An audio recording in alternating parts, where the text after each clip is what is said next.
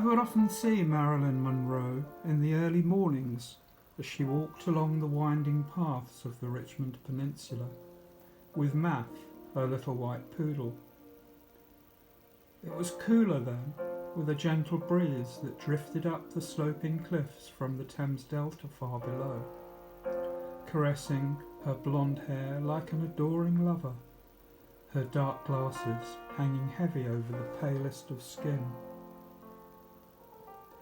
I wasn't sure where she was living, but I guessed the playwright who lived in the crumbling mansion on the headland had somehow acquired her as a limited edition, perhaps as a source of inspiration.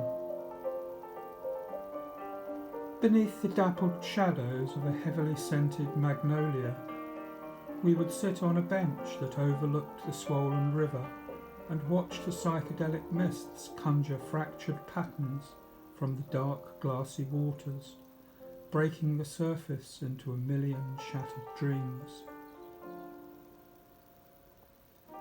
Taking off her sunglasses, she looked directly at me. "I am so lonely," she would whisper in her breathless voice, tears welling up in her eyes of blue crystal.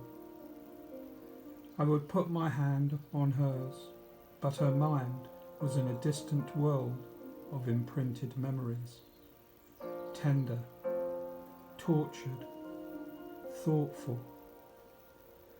Sweeping her hand across the horizon, she continued, "There are no bridges. I love bridges.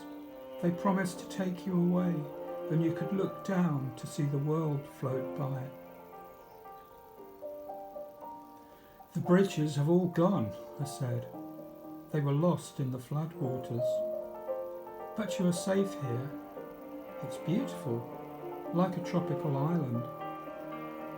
I felt as though I was talking to a child, but as I looked deeper into her eyes, I saw there years of heartache, of sorrow, of terminal loneliness.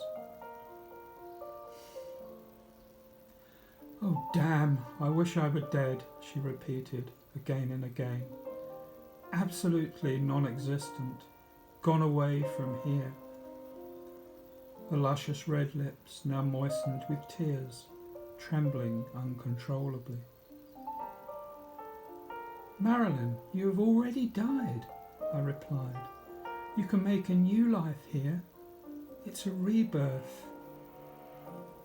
Suddenly, kicking off her stilettos and opening her arms, she fell to her knees, as if to grasp the vast space between us.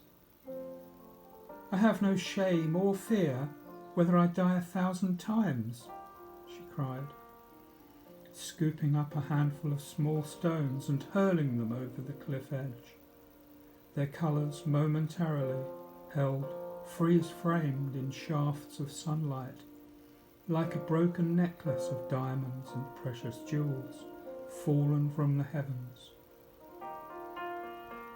Or, I wondered, were they really her frozen tears, out of sync with time and space, lost somewhere in the emptiness between here and eternity?